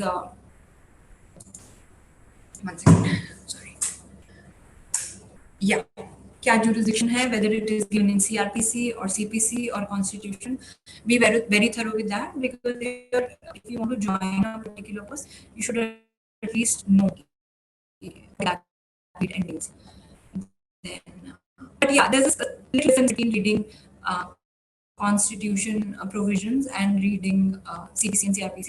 Constitution provisions पढ़ने के लिए you will need some sort of a commentary also, क्योंकि Constitution सिर्फ bare reading से नहीं आपको समझ में आएगा, और समझ में भी आ गया तो आपको उसका पूरा chronological order पता होना चाहिए, क्योंकि Constitution से related बहुत सारे केस लॉ होते हैं. हम लोग जनरली कॉलेज में वीएन शुक्ला से और एमपी जैन से पढ़ते थे, and there's this book called DD Basu also, that is also good. But जो भी कमेंट्री आपको सूटेबल लगे, but MP Jain VN Shukla बहुत मोटी बुक्स हैं, तो शायद उनसे पढ़ने में भी आपको डिफिकल्टी हो. तो अगर टाइम मिले तो डेफिनेटली, बट अगर इम्पोर्टेंट चीजें पढ़नी तो कॉम्प्यूटर.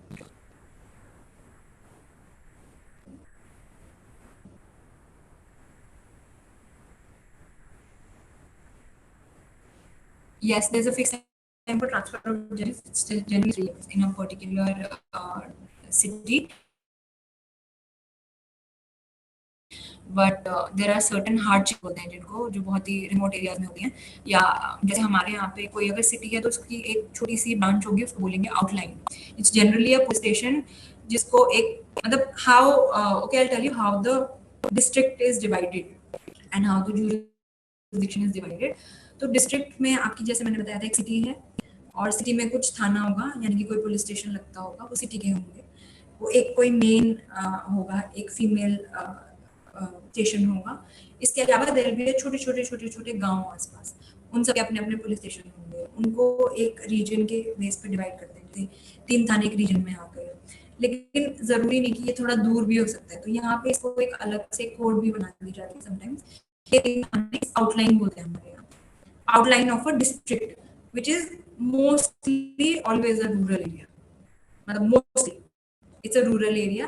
तो वहाँ पे अगर पोस्टिंग होती है तो 2 years में you get transfer from there. It's also considered a hardship posting कि रहने के लिए बहुत अच्छी आपकी वो नहीं होती है, nothing is nothing like a city. And generally if you're in a district it's 3 years promoted or some court is changing, then you might be transferred. If you apply on your own, then you might be transferred. Can you hear me now properly? Am I audible?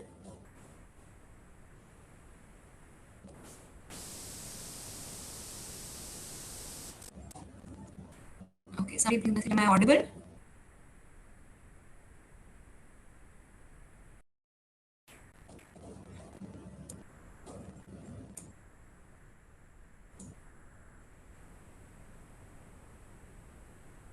Even now?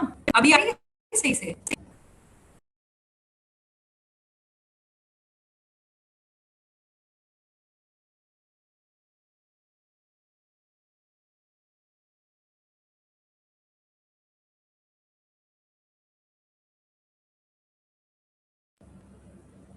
अब आ रही है आवाज?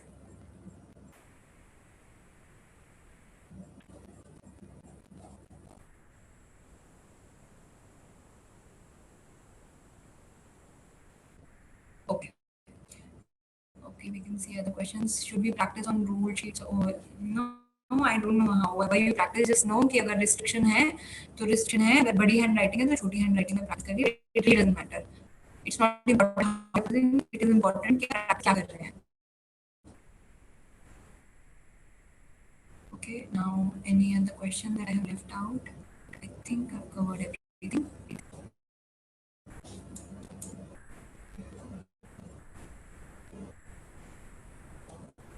Somebody is saying internship important if you're preparing for judiciary? No, if you've already started preparing, please don't waste your time. But if you have interned, it will be beneficial.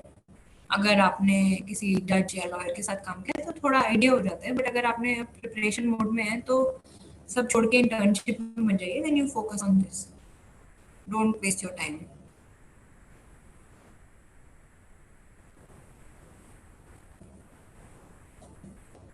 No, no. Publishing papers, debating moot court are not important. If you're doing it, it's very good for your own character building. वो आपके personal character building के लिए बहुत अच्छा है. But nobody there will ask you कि आपने क्या बोलते हैं कि आपने ये किया है या नहीं किया है. मतलब it's not essential कि आपने मूड किया है तो तभी आपको मार्क्स मिलेंगे. कोई मार्क्स नहीं मिलेंगे उससे. कुछ एडिशनल नहीं होगा, बस आपका कॉन्फिडेंस बूस्ट होगा और आपको आइडिया होगा. वो विल डेफिनेटली हेल्प, क्योंकि आपको आइडिया होता है कि किस तरीके से आर्ग्यू किया जाता है, क्या बेसिकली आपको क्रोनोलॉजी पता लगती है कि किसके बाद क्या आता है. तो for that it is important. If you want to apply then internships are important. For government exams internships moots and all are neither compulsory nor important. However I would still say if you are in college तो ये जो भी competition होते हैं you always participate, be it MUN, be it moot court competition. कितना भी डर लगे, try to participate. Somebody's asked me if they're eligible or not. I think 4 years का 4 attempts आपको होते हैं from 22 to 35 years. That's the age for UP. But एक relaxation मिलता है कुछ चीज में. 3 years का मिलता है, 5 years का किसी ओबीसी SC ST प्लेयर्स को मिलता है. PWD में आई थिंक 15 years का मिलता है. You will have to read the notification, but the general age is 22 to 35 and 4 attempts. What do you suggest for students who are pursuing second year and preparing for CLAT? You're already studying in a law school. That is your choice.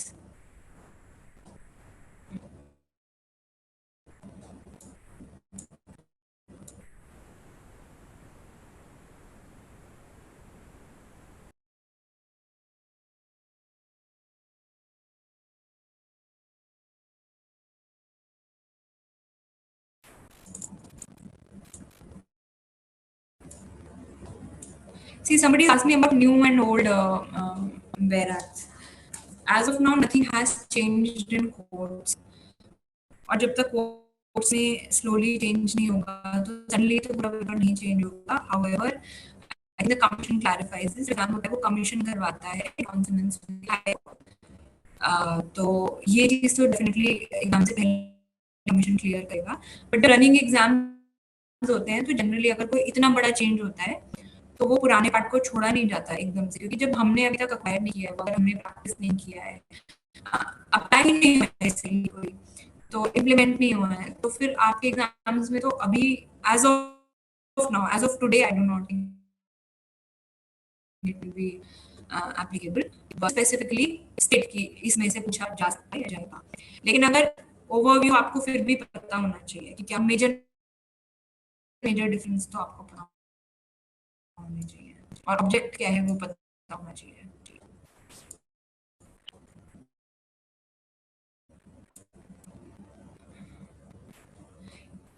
Experience as an advocate helps, but it is not compulsory.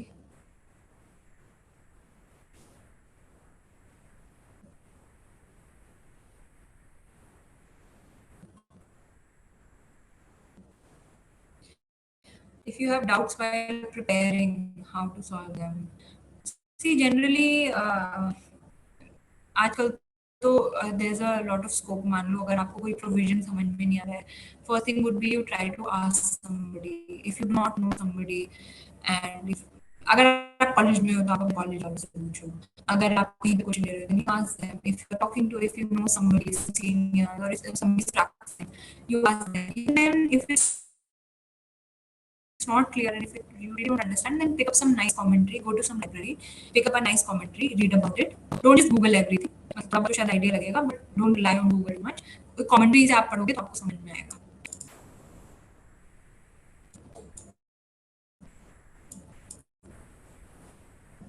Are there any other questions? Are there any other questions?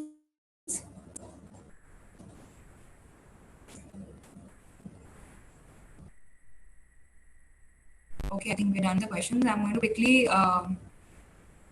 quickly share one important quote that helped me a lot.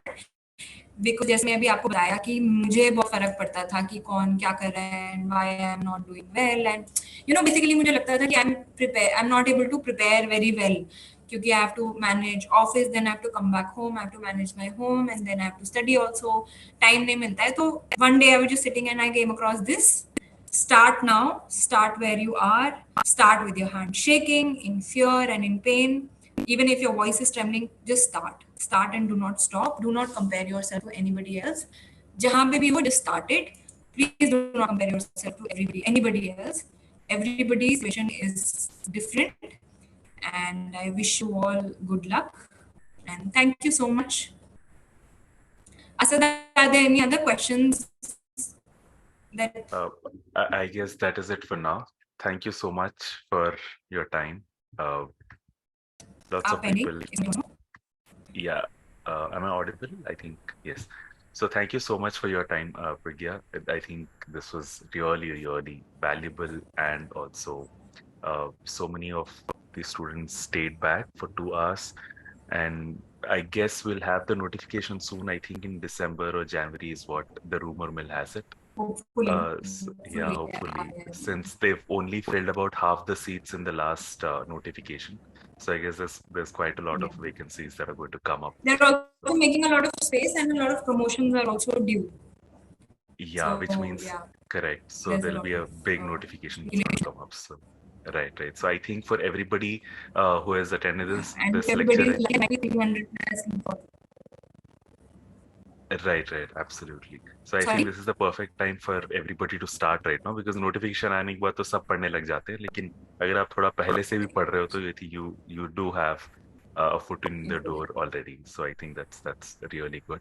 So thanks a lot for your time, and hopefully we'll see you again for judicial lectures, and we'll see you taking classes and all that. So I'm looking forward to that. So thank you so much for everything. Thank you so much. All the best to everybody.